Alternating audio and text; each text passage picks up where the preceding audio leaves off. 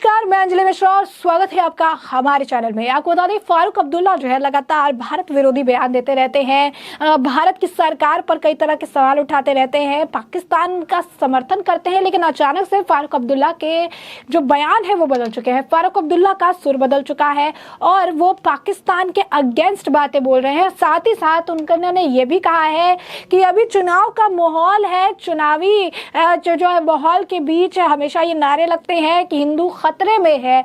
मैं आपसे गुजारिश करूंगा कि इन चुनावी जो है बयानों में आप झांसे में इसके ना आए। क्या कुछ कहा है फारूक अब्दुल्ला ने, इसके बारे में आपको विस्तार से बताएंगे। सबसे पहले हम आपको बताते हैं कि कहां से इसकी शुरुआत हुई है, कहां इस तरीके की बयानबाजी उन द्वारा की गई है। बता दें कि अक्सर पाकिस्तान की हिमायत करने वाले डॉक्टर फारूक अब्दुल्ला का जम्मू में आकर जुबान जो है वो बदल चुका है, उनका सलीका बदल चुका है और जो वार जिस पर करते थे, जिसकी आप कह सकते हैं कि तारीफों के पुल मानते थे, अचानक उनके अगेंस्ट बोलने लगे हैं। उन्होंने कहा कि हमने कभी पाकिस्तान से हाथ नहीं मिलाया। उन्होंने कहा कि जो है जिन्ना मेरे पिता से मिलने आए थे, लेकिन हमने उनसे हाथ मिलाने से ही इनकार कर दिया। हम इसके लिए खुश हैं क्योंकि पाकिस्तान में लोग आज सशक्त नहीं है। ये बात डॉक्टर फारूक अब्दुल्ला ने जम्मू से करीब 25 किलोमीटर दूर अखनूर में एक फैक्ट्री के उद्घाटन के मौके पर कही।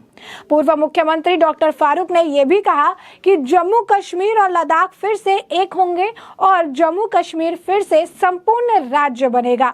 उन्होंने जम्मू कश्मीर से राज्य का दर्जा छीनकर उसे 2 केंद्र शासित प्रदेशों में बांटने पर भी रोष जताया।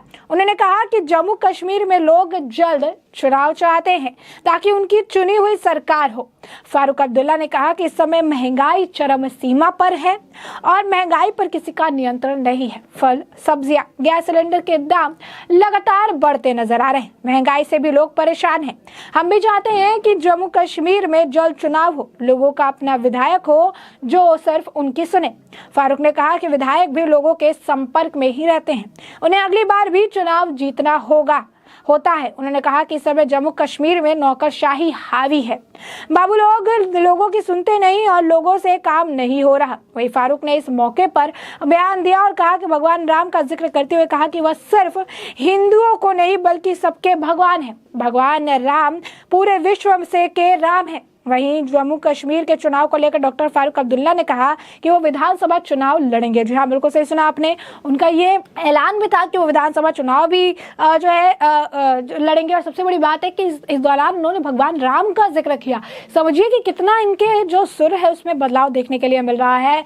हमेशा विरोधी रहे, हमेशा जो है अगेंस्ट वाली बातें कही, लेकिन अचानक से सुर बदल गया, अचानक से हर चीज जो है बदल गया है। उन्होंने जो है कहा है कि इस समय जम्मू कश्मीर की जो है नौकरशाही हावी है। उन्होंने कहा बाबू लोगों की सुनते नहीं और लोगों को जो है काम नहीं हो पाते हैं।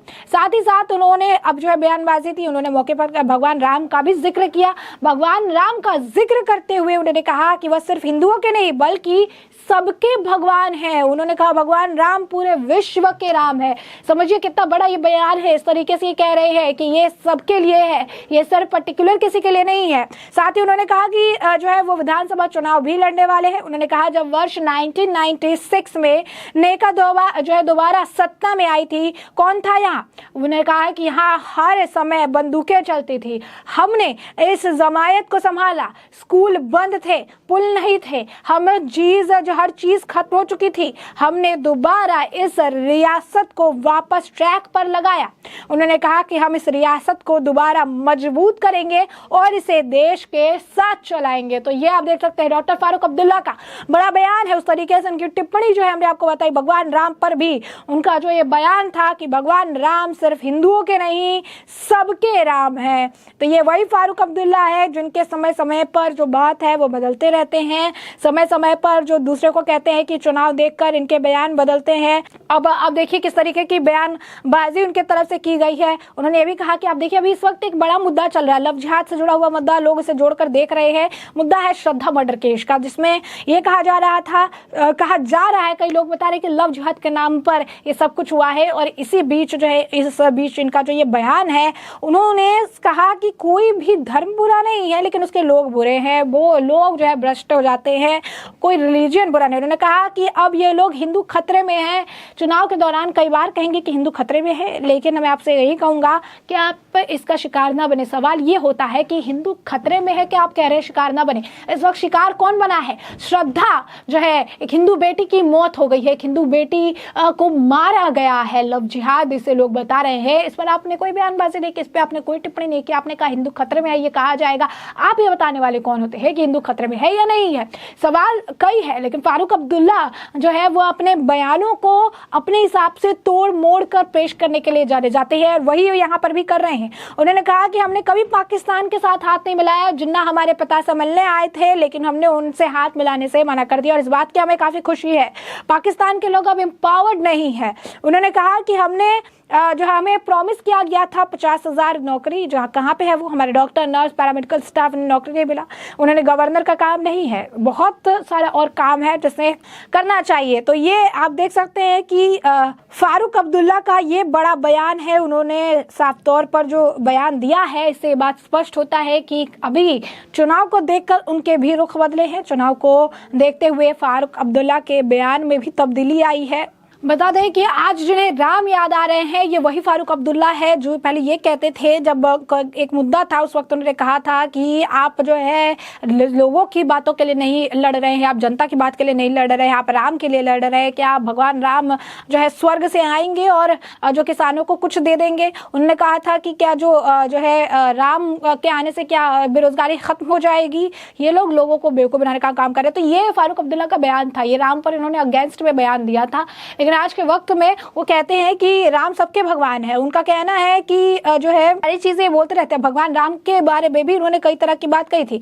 उन्होंने कहा था कि बीजेपी को लगता है कि भगवान राम उन्हें जिता देंगे 2019 के चुनाव में, लेकिन उन्हें भगवान भी नहीं जिता सकते हैं, और भगवान जो है उनके लिए, जो लोग जो उनके लिए वोट नहीं करेंगे, और ना ही भगवान राम और ना ही अल्लाह उनके लिए वोट करेगा। तो इस तरीके की बयानबाजी करने वाले फारूक अब्दुल्ला आज के वक्त में राम का नाम ले रहे हैं। यही बहुत बड़ी बात है, यही बहुत आप कह सकते हैं कि एक बड़ी, आप कह सकते हैं कि एक इशू है कि इस तरीके से किस तरह जो है उनके सुर बदल गए हैं, भगवान राम को अचानक से याद करने लगे हैं। उनका कहना है कि राम जो है सबके भगवान है, एक व्यक्ति के या एक इंसान के भगवान नहीं है।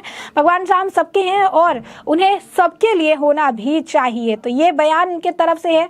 सुर बदले, बयान बदला, और अब्दुल्ला ने भाजपा पर निशाना भी साधा। उन्होंने यही कह दिया कि जो कहते हैं कि चुनाव आते ही कि मजहब खतरे में है, हिंदू खतरे में है। उन्होंने कहा कि जब चुनाव आते हैं वो हिंदू खतरे में है कहना शुरू कर देते हैं। उन्होंने कहा कि लोगों को ऐसी बातों के झांसे में बिल्कुल भी नहीं आना चाहिए। जम्मू कश्मीर के अंकुर में सभा को संबोधित करते हुए अध्यक्ष ने कहा, या फारूक अब्दुल्ला ने कहा कि कोई भी मजहब बुरा नहीं होता, इसके इंसान जो है भ्रष्ट हो जाते हैं और इसी वजह से जो है सारी चीजें होती है। उन्होंने कहा कि चुनाव के दौरान हिंदू खतरे में है का खूब इस्तेमाल करेंगे, लेकिन आपसे गुजारिश है कि आप इसके झांसे में ना आए। आगे कहा कि 50,000 नौकरियों का वादा था, हमें कुछ नहीं मिला। तो ये जो है उसके लिए लगातार वो बयानबाजी कर रहे हैं। उन्होंने कहा मैं अब अध्यक्ष के लिए चुनाव नहीं लड़ूंगा, इस पद का चुनाव में 5 दिसंबर को होगा और इस समय आ गया है कि नई पीढ़ी को जिम्मेदारी संभाली जाए।